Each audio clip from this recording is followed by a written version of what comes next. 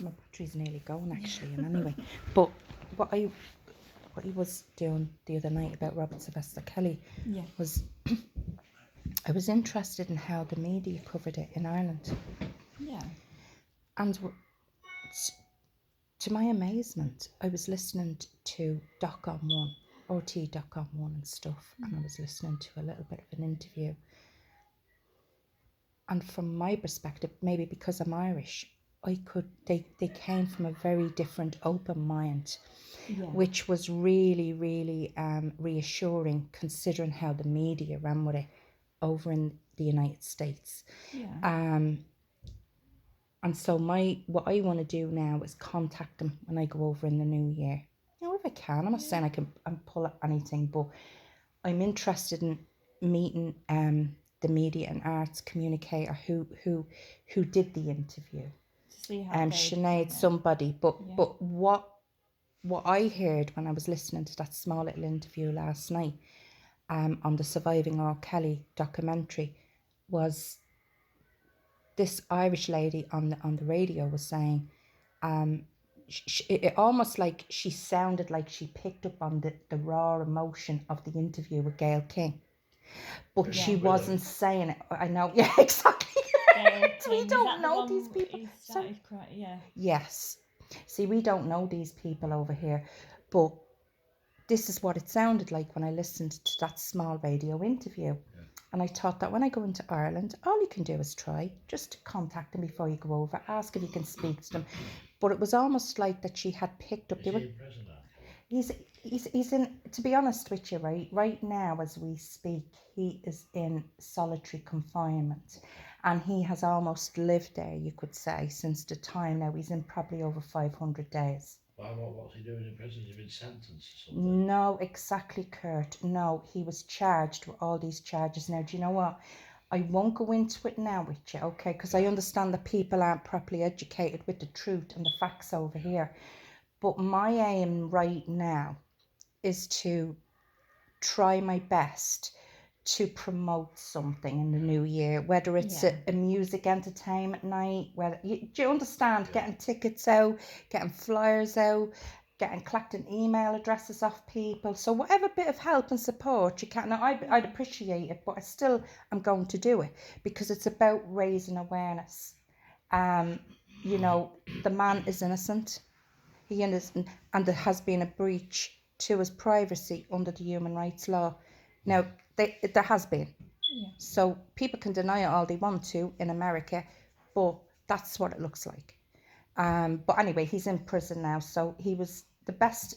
He is one of the most greatest artists in R&B, okay, that's ever walked the planet. And he's actually wanted to be a scientist in music, you see. So I'm very passionate around this because I can see the truth, but he's also got a very large fan base and supporters. But over in America, especially in the community, they've been pushing out the truth for a very, very long time on social media and YouTube and stuff like that, and breaking it all down, all the facts down. And so because they've done that, I've been a follower and a subscriber, and I've watched and I've listened, and so I was able to weigh up both sides. Do you get what I mean? And so that's what I plan to do. Lovely. So what did you say your auntie said? Was it your auntie that?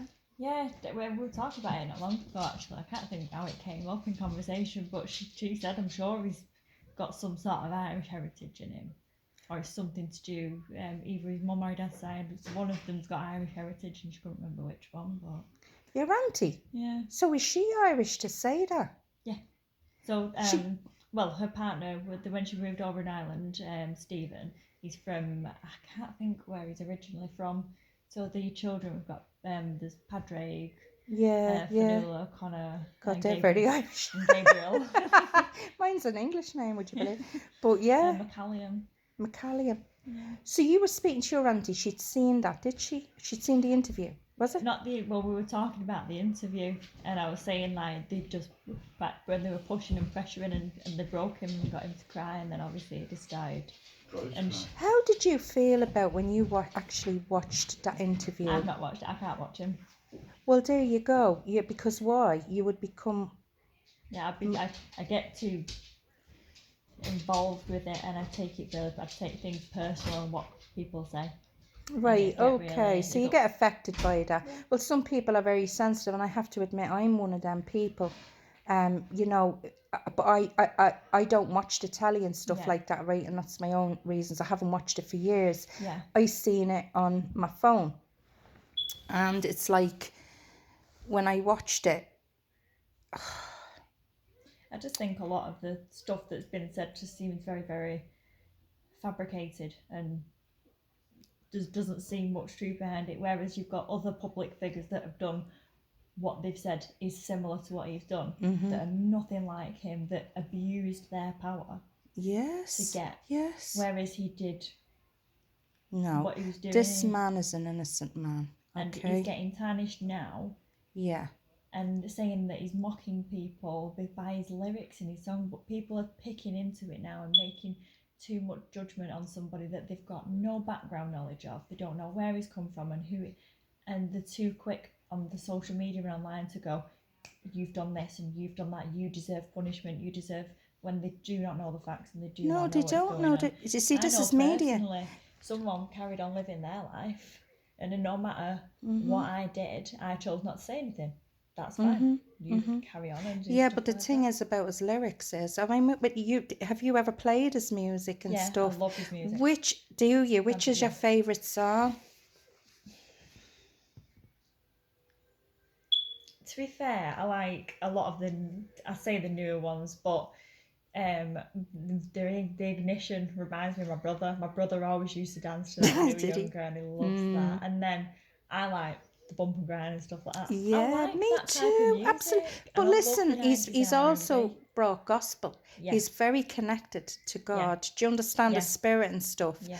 I'm only catching up because I don't know what a fan is, to be a fan of somebody, but what I do know is I didn't have all his CDs or nothing like that, but when I heard him play his music on the radio or whatever on a system, he's always an artist. I flick through songs in my car. All day I'm driving, I'm flicking through songs constantly. And he's one of the only artists that I listen to a full song of. Isn't that amazing? And it's so weird. I don't know. And anyone that's in the car with me, he stopped changing the song bone, and then I know, but you know what? I found a song belonging to R.Kelly with Folly. I put something. I know. Folly. Fally. IPUNI or something like that. Well, anyway, he's the Congo Island or somewhere like that. He's Congolese. Okay. But he's a beautiful voice. But this is a tune between the two of them. That he's singing. I didn't really catch it, but you know what? I played it to death when I found it. This was just the other night, over and over, because I was listening to what might sound like a Harlem, you know, the Spanish Harlem. Then there's like a flute. It sounds like a flute, which then reminds me, it takes me back to Ireland, the freshness. And then, you know, obviously they go in and he just stays. But listen, he can culturally compose his vocals he can fluctuate that anyway to anybody. That is just something else. With Lady Gaga. Yeah. Now I love that song, but I can't find it anywhere now. No. It's been taken offline. Right. But you know, if you go onto Spotify, which I wasn't one for Spotify, but I actually seen all his collection on Spotify. You know what I'm saying to you? It's there in the UK, and anyway, you know, so you can. There was because like I said, it was when it came out. It was on her album, and I remember listening to it. I was like, "That's," and the lyrics and his voice in it are amazing. And when all this rubbish came out, and it was, oh well, it's not good for my label, so I'm going to remove myself from the song. It's a great and song. You know, no disrespect to Lady Gaga, but you know what makes me laugh about all of this, and I say laugh in you know, in lightness. These people weren't even a figment of imagination to Robert Sylvester Kelly when he came out, so he didn't need Spotify. No. He didn't need anybody in that respect. He just, his connection is with the music is a connection with him. Yeah. for other people to feel it and respond to it. Yeah. And you know what I mean? All that. I'm not like, so just, we'll leave that there, you know, because it's funny, Holly, I've only met you tonight for the first time. And you said to me, what did you say? What did you say? Like about Robert Sylvester Kelly when I mentioned. Oh, I said, oh, I love him, and the fact that someone told me that he was Irish, or that he had some Isn't Irish that heritage. weird, your auntie saying that? Because apparently and allegedly, you know, I heard, you know, that could be the possibility that Kelly, the cloak of arms, is from Ireland.